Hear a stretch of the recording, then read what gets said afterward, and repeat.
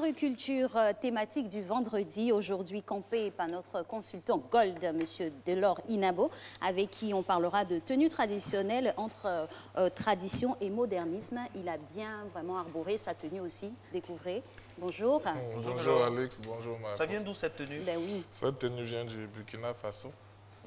Voilà, c'est les attributs de célébration que portent essentiellement les Mossi. Très bien. Justement, attributs de célébration. Il y a deux mots qui m'intéressent dedans. Justement, quand on parle de mots de notre patrimoine, on parle aussi d'attributs et de célébration. Alors, quelles sont les célébrations et les attributs qui se rattachent à notre patrimoine culturel vestimentaire? Bon, déjà à la base, il faut noter que nous ne sommes pas si particuliers que ça, c'est-à-dire si différents des autres valeurs culturelles, soit occidentales ou nippones, etc. Il faut comprendre que nos tenues, comme les tenues occidentales, sont chacune adaptées à des événements. Dans des périodes de malheur, il y a des tenues qui vont avec. Dans des périodes de célébration joyeuse, il y a aussi des tenues qui vont avec. D'accord. Alors, c'est dire que sur tout le globe entier, il y a des tenues traditionnelles identitaires de chaque région. Tout à fait. Pour ce qui nous concerne, on va essayer d'englober l'Afrique, peut-être avoir un regard sur l'extérieur. On a des tenues traditionnelles dans tous les pays. Oui, Voilà. mais j'apprécie même, j'aime beaucoup ce que vous dites quand vous dites dans tout le globe entier, on a des tenues traditionnelles. En fait, j'aime cette tournure parce que tel que le thème est présenté, ça peut laisser penser qu'il y a des tenues dites modernes et il y a des tenues dites traditionnelles. En fait, je suis contre ce clivage parce que pour moi, le modernisme n'insinue pas nécessairement que la manière de s'habiller en Europe relève du moderne. Exactement. Et la manière de s'habiller en Afrique relève du traditionnel. Et qui a décidé ça? Comment on en est arrivé là? Voilà. Justement, nous en sommes arrivés là à cause de notre acculturation. C'est-à-dire que nous nous sommes séparés par complexe d'infériorité de ce qui faisait le beau chez nous. Qui? Nous, Africains. Africain. Mais malheureusement, après 400 ans d'esclavage et de nombreuses années de traite négrière et de travail forcé, de colonisation, etc., tout ça, nous avons fini par avoir honte de qui nous sommes. Alors mieux on ressemble à l'occidental, au maître en griffe, mieux on se sent. C'est comme ça qu'on glisse simplement de vêtements coutumiers traditionnels à un clivage vêtements modernes et vêtements traditionnels. Pour moi, il n'y a pas cette différence-là à faire sous ce angle-là du moins. Parce que les Occidentaux ont aussi leur tenue traditionnelle, tout comme les Africains ont leur tenue traditionnelle. Et ce n'est pas parce que ça vient de l'Occident que c'est nécessairement moderne, ça n'a rien à voir. Alors, vous nous ramenez aux temps anciens, 400 ans en arrière, avec cette tragédie mondiale qui est l'esclavage. Est-ce que ce complexe-là aussi ne découle pas du fait que quand les esclaves sont arrivés, bien sûr avec leur culture, on leur a demandé de laisser leur culture pour adopter aussi celle qu'elles avaient Tout naturellement, tout est parti de là. Tout est parti de là. Alors, aujourd'hui, quand vous voyez le jeune Américain noir s'habiller avec le gros pantalon qui lui descend aux genoux, le t-shirt, etc., bon, ça, c'est une tenue de ras-le-bol. C'est la tenue pour exprimer sa misère. Je m'en fous des codes parce que les codes ne me respectent pas. Tout ce que la vie m'a donné, c'est la rue, la misère. En fait, c'est cette complainte-là qu'il essaie d'exprimer dans sa manière de se vêtir. Alors, ce n'est pas un modèle, ce n'est pas un prototype dit moderne de manière de se vêtir. Non, l'Africain, il a sa manière à lui de se vêtir, tout comme l'Occidental a la sienne. Quand l'Italien porte son smalto, sa veste croisée à 3 pièces, je ne sais pas moi, ça ne fait pas de cela une référence en termes de modernisme. Je peux bien aller à un sommet européen avec cette tenue que j'aborde. Parce que pour moi, c'est une tenue qui représente l'Afrique. Nous éprouvons beaucoup de fierté quand nous voyons les autorités du Ghana en conseil de gouvernement, en conseil de ministres ou dans les sommets internationaux avec le Pankita, etc. Tout ça, mais c'est tout eux, c'est culturel, c'est leur pensée, c'est leur mode de vie, c'est leur ADN en fait. Et c'est ça qu'il faut exprimer dans la manière de se vêtir. Mais quid de notre pays, la Côte d'Ivoire? Est-ce un complexe puisqu'il faut en parler? Parce que depuis des années maintenant, c'est un peu compliqué, difficile de voir nos autorités en tenue traditionnelle dans notre environnement partout. Au Ghana, par exemple, c'est bien de voir le président Kufuor avec la reine d'Angleterre en tenue traditionnelle. Pourquoi chez nous en Côte d'Ivoire, c'est pas comme ça? Mais à la base, vous voyez, les pays francophones, c'est-à-dire ceux qui ont été colonisés par la France, ont un sérieux problème. Mais je dis sérieux parce que ça a la peau dure et c'est commun à tous les pays d'Afrique noire francophone. On est très ancré dans le mimétisme. Est-ce que vous vous souvenez qu'il y a une certaine époque, quand nos parents étaient à l'école primaire, on les brimait parce qu'ils parlaient leur langue maternelle. Oui, le symbole. Et mon père me racontait qu'on accrochait des espèces de gris-gris sur leur cou pour faire de la risée. Alors, mais quand on est dans un tel environnement et qu'on y grandit, mais finalement, tout ce qui se rapporte à nous fait honte.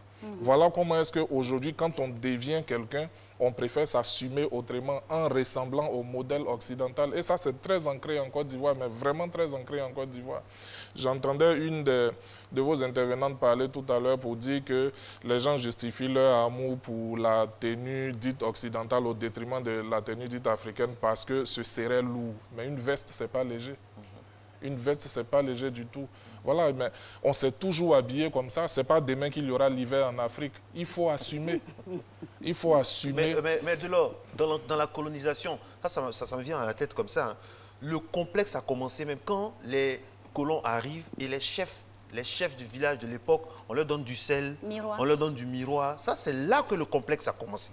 Ça, c'est une origine lointaine du complexe. Comment le complexe a été aussi planté, instauré. Mais tout part d'un rapport de force mêlé à l'ignorance. Voilà, tout part d'un rapport de force mêlé à l'ignorance. Parce qu'il y a une précision qu'il faut apporter. La vente des esclaves n'a pas commencé avec la pénétration occidentale en Afrique. En Afrique, il y a des chefs qui étaient vendeurs d'esclaves. C'est-à-dire, entre nous ici, on se vendait.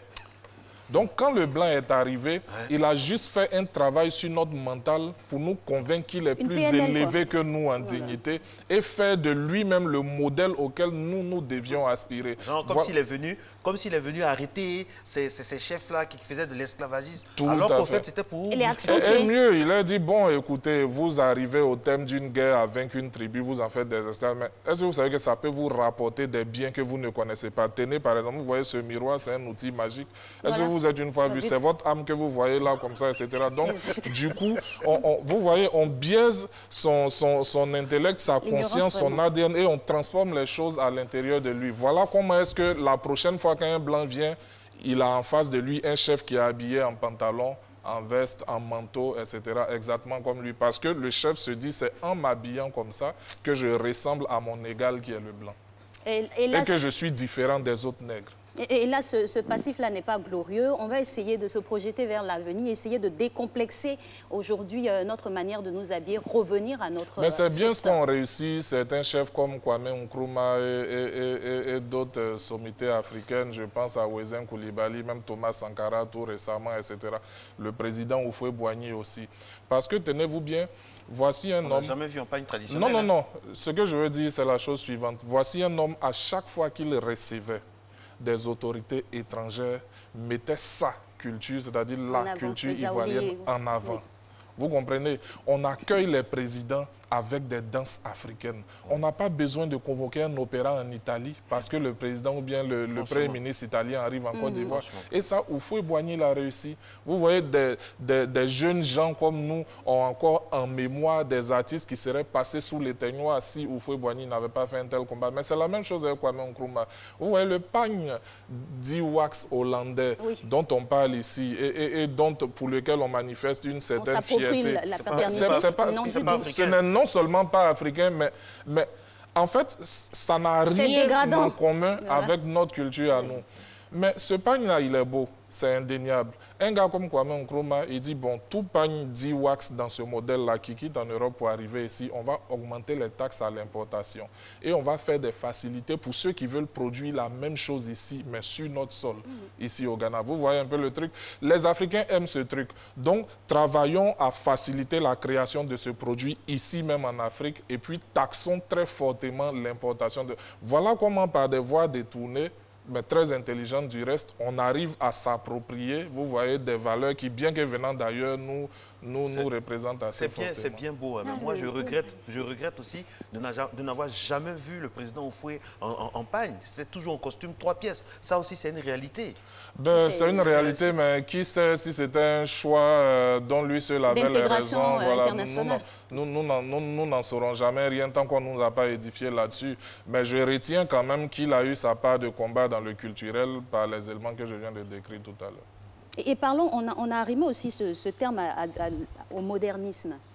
Alors, comment fait passer facilement notre culture vestimentaire avec l'extérieur? Parce que nous sommes sur une terre, on parle de exactement globalisation, mondialisation, donc on tente à aller vers les autres. En fait, c'est la notion de mondialisation hein, qui devrait nous faciliter la tâche.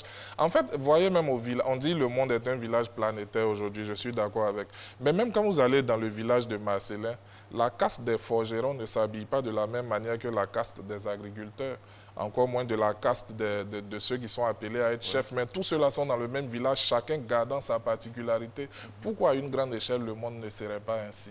Pourquoi est-ce que dans une fête organisée en Côte d'Ivoire, on écrit tenue correcte exigée? Ça signifie quoi, tenue correcte exigée? Quelle est la tenue correcte occidentale ou tenue correcte africaine? Mais ça s'entend même de tenue correcte occidentale. Parce qu'on se dit, bon, smoking, costume à trois pièces, etc. Il arrive en pagne, il est un peu on dit robe de soirée. Mais regardez la jeune dame qui défilait tout à l'heure. Et on dit tenue de ville. Elle était prude, elle était bien couverte et c'était agréable à voir. Regardez ce couple-là, par exemple. C'est magnifique. Et la tenue passe partout. Très bien, la notion de tenue de ville. Moi, je ne suis pas en tenue de ville, j'en sais rien. Mais si. Et vous pourrez aussi être invité à un gala comme ça. Tout à fait. Ça passe partout. Il y a une histoire d'un de nos confrères en France, Amobe Mevegue. Le monsieur, c'est la fête nationale de son pays d'origine, le Cameroun. Il se lève, il s'en va à la manifestation en tenue correcte camerounaise, traditionnelle camerounaise, et il est refoulé à la porte parce que sa tenue n'est pas... C'est choquant. Sa tenue n'est pas correcte. Sa tenue n'est pas correcte, n'est pas de ville, n'est pas ceci, n'est pas cela. Mais comment? Et ce sont des Africains qui refusent l'accès à un Africain, mais vraiment... Mais c'est comme ça, c'était des Africains qui poursuivaient d'autres Africains pour les attraper et les livrer aux négriers. C'est toujours ça, c'est toujours comme ça. Le modèle n'a pas changé. Comment se décomplexer? Comment, oui? Alors, mais à ce niveau-là, il faut, comme d'habitude, une vraie volonté politique d'éducation et de changement de donne. Je vous donne un exemple. Excusez-moi, mais il faudra que j'en parle. Quand vous prenez le volume de films qu'on nous présente dans nos médias télévisés, ok? Mais voyez que culturellement, ce sont des modèles qu'on nous présente, qu'on le veuille ou non, ce sont des modèles.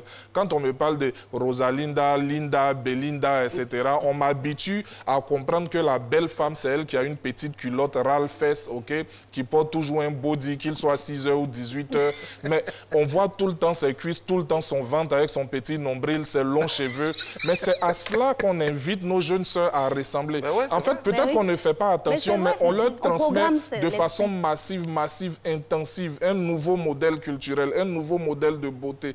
Mais c'est ça. Pourquoi est-ce qu'on ne montre pas ces personnes-là? On a des films Ibo, on a des films ivoiriens, on a des films ghanéens où je veux dire, nos apparats, nos apparences africaines sont mises en valeur. Pourquoi est-ce qu'on ne fait pas ce travail, ne serait-ce qu'équilibrer les choses? Ce que je veux vous dire, c'est que le subconscient s'imprègne et ne retient que ce à quoi il est soumis à une fréquence répétitive. Et ce travail-là, il faut le mener. Nos médias sont des canaux indiqués pour nous aider à y arriver. Mais en même temps, on a une floraison de tenues en fonction de chaque région. Si chacun devrait arborer aussi sa tenue chaque jour au travail, moi je viens de l'Ouest, je porte ma tenue. Est-ce qu'on n'est pas en train de sectariser les choses? On se met entre groupes, ça ne va pas casser une fissure? C'est tellement beau, je vous assure, de voir dans une même cérémonie le gars qui a la tenue du dozo à côté du gars qui a la tenue du chef Dan, et puis qui est à côté de Lacan et qui est à côté du Dida, etc. Tout ça.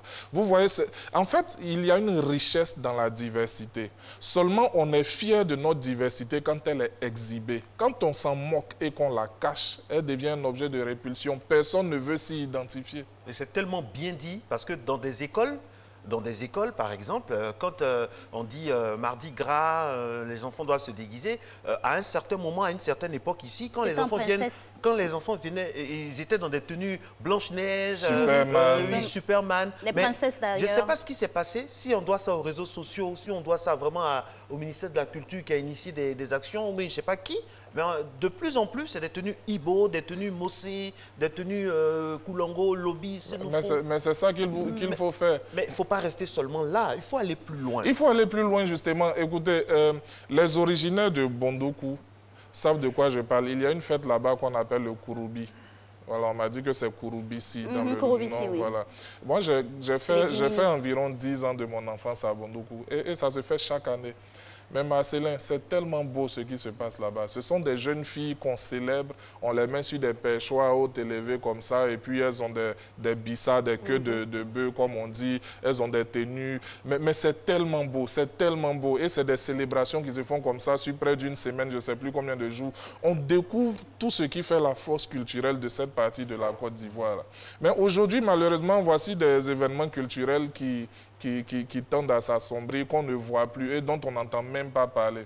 Vous voyez, un plateau comme Matin Bonheur, c'est un plateau idéal pour montrer ce genre de choses. Ça reste en même temps une doléance. S'il peut se trouver ici des équipes qui puissent aller à l'assaut de ce genre de richesse culturelle du fin fond de notre pays et venir montrer ces choses-là aux Ivoiriens, aujourd'hui, avec la force que notre télévision a, c'est sûr que ça va contribuer à changer les choses. Ça c'est sûr et c'est bien dit. En même temps, il faut être franc. On a une grande influence venue de l'extérieur. Il a fallu que Beyoncé porte du pagne pour qu'on puisse apprécier nos pagnes ici, avec notamment Loza Malebo qui lui fait des tenues fréquemment. Alors, le pagne finalement, il faut qu'il soit porté ailleurs pour qu'on sache. Voilà. Bon, mais en fait, non, mais nos pagnes tissées, même pagnes baoulées dans famille et tout ça. Oui, tout à fait. Vous voyez, il y a par exemple, dans les années 95, je suivais une ancienne émission de Variétoscope, je crois, au Palais des Sports de Treichville. Et j'ai noté que la majorité des femmes qui étaient là étaient en maxi. Oui. Vous voyez, c'était une gloire en fait à l'époque de s'habiller comme ça. On trouvait que c'était décent, etc. Mais aujourd'hui, on a honte de porter le maxi. Parce que, pourquoi est-ce qu'on a honte de porter ça? Parce que tous les grands modèles qu'on nous présente à la télé ne s'habillent plus ainsi, malheureusement. Justement, parlant de télé, est-ce qu'on est prêt aujourd'hui, soyons honnêtes, à voir la présentatrice vedette du 20h, Mme Marie-Laure Ngoran, porter du lundi jusqu'à la fin de son journal, en kita, dans une tenue. Est-ce que les Ivoiriens, selon vous, sont prêts à ça? Psychologiquement parlant, de façon sociétale, au niveau sociétal, est-ce que les Ivoiriens sont prêts à ça? Il y a un proverbe qui dit « Un voyage de 1000 km commence toujours par un pas ». Toujours. On ne franchit pas 1000 km en mettant un pas de 1000 km, ça n'existe pas. Il y a une parmi vos journalistes, je crois que c'est Abiba Madame Dambélé, c'est ça, qui est toujours en pagne. En fait, ce qui m'intrigue positivement chez cette dame, c'est qu'elle a toujours un modèle différent. À chaque fois qu'on la voit à l'écran, elle est en pagne, mais avec un modèle différent. Et ça, je trouve ça inouï. Mais pourquoi est-ce que je la retiens, elle, particulièrement? Mais à cause de ce qu'elle fait. Donc, en quoi est-ce que ça nous gênerait de voir, par exemple, Mme Ngoran être tout le temps en kita? Non, mais ça ne gêne en rien. D'autant plus qu'on a jusqu'à 61 valeurs culturelles ici en Côte d'Ivoire.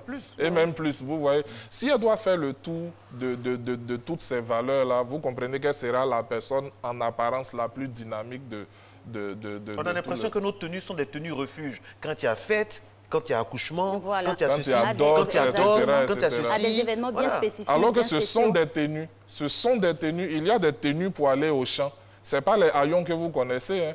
Quand vous allez à Divo, par exemple, chez les Dida, elles ont une manière de se vêtir pour aller au champ. Elles ont une manière de porter l'enfant sur la poitrine et non sur le dos, etc. Tout ça, toutes ces valeurs culturelles-là doivent être montrées. Il faut les montrer. Plus on communique là-dessus, mieux on s'y identifie. En fait, c'est ce travail-là qu'on doit faire. Mais cette migration aussi, ou cette influence, ou ce changement-là aussi dû à l'évolution du monde. Avant, on n'avait pas peut-être de voitures qui créaient de pollution. Il ne fallait pas forcément protéger la peau. On avait seulement la peau d'animaux là qu'on mettait sur soi et puis on se baladait. Mais aujourd'hui, on ne peut plus le faire aussi. Alors comment trouver le compromis? En même temps, le problème vient du fait que si aujourd'hui on a des problèmes de peau, c'est justement parce qu'on veut ressembler à ces dames qu'on nous montre à la télé venues d'ailleurs. Elles sont nées comme ça, nous non. Donc il y a des réalités qui sont bonnes pour elles, il y en a d'autres qui sont bonnes pour nous. Si les femmes arrêtent, pour parler du problème de la pigmentation, de se dépigmenter, elles porteront plus aisément des tenues en kita, etc. Parce que nous imaginons... On a des beaux teints noirs qu'on a vus ici ce matin. Nous imaginons toute la souffrance à endurer quand, en plus de la peau martyrisée par le produit, on doit se couvrir d'un kita. C'est pénible. Donc, on peut les comprendre. Il faut dire quelque chose aussi. Il faut avoir le courage de le dire. Pour que cela porte à un plus haut point, il faut que nos autorités donnent de leur personne. On a vu Nelson Mandela en tenue. Vous avez parlé de Kwame Nkrumah. Il faut aussi quand même un moment... Et le ministre de la Culture vraiment fait un effort pour cela. Chaque fois qu'il y a une manifestation, je suis témoin, il leur donne, en guillemets, même à ses collaborateurs qui vont le représenter de façon officielle, à être en tenue traditionnelle de Côte d'Ivoire ou africaine. Oui. Et ça, c'est des choses qu'il faut multiplier. Mais au Ghana, c'est imposé, c'est devenu une norme. Oui. C'est devenu une norme. Vous verrez de moins en moins de costumes 3 pièces sur les autorités publiques pendant les événements de grande portée. C'est devenu une norme. Il faut valoriser ce qui est à nous. C'est ainsi que le complexe va prendre fin. Et aussi booster, pourquoi pas, le domaine de la mode. Mais bien sûr, en soutenant, par exemple, en subventionnant... Oui, ça donne de l'argent. En subventionnant, mais au Burkina, il y a des régions où on fabrique cette tenue. Et puis, ils ont un pagne qu'on connaît bien, qu'on appelle le faso d'Anfani. Oui. Mais pourquoi ces choses-là sont de plus en plus connues dans un pays comme la Côte d'Ivoire, où on ne sait même pas à qui appartient le kita? Vous comprenez? Parce qu'il y a une volonté politique là-bas de promouvoir. Quand tu arrives à l'aéroport, au free shop, tu vois des tenues comme ça. Mais ici, vous voyez... C'est vrai. Comme en Afrique du Sud, quand tu arrives à l'aéroport, ben, c'est les dames zoulous avec tout ce que ça comporte qui vous accueillent. Hein. Tout à fait. Ça vous met tout de suite dans la on peut être policier à l'aéroport et aborder un kita. Parce que c'est notre par culture. Contre, ça, non, ça c'est une tenue cérémonielle qui ne se porte que dans... chaque tenue à son niveau. Il y a poilé au champ, il y a poilé au champ, il y a quand on revient le soir, pour dormir aussi, pour d'autres choses. Donc, chaque tenue est le policier dans l'administration de l'aéroport, il ne fait pas du maintien de l'ordre public, etc., etc.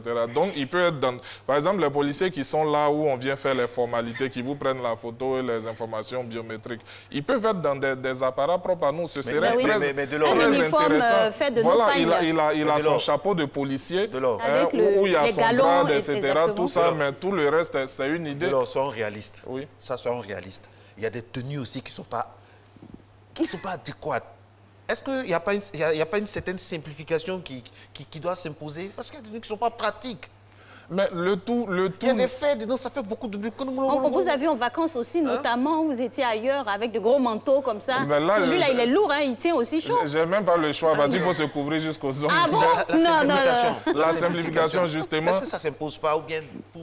Si, c'est nécessaire, mais allons même plus loin. Pour terminer. Tout à l'heure, pourri, on parlait un peu de policiers, tout ça. Mais voyez-vous, si on met des écharpes en kita sur les uniformes de nos forces de l'ordre à l'aéroport, ça résout aussi le problème. C'est vrai.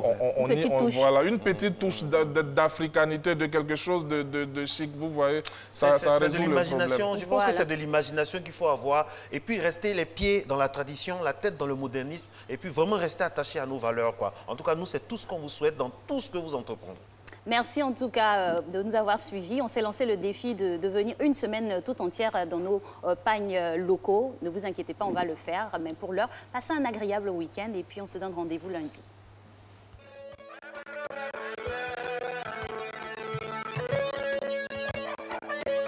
I'm the track man, this is the Mr. BBP.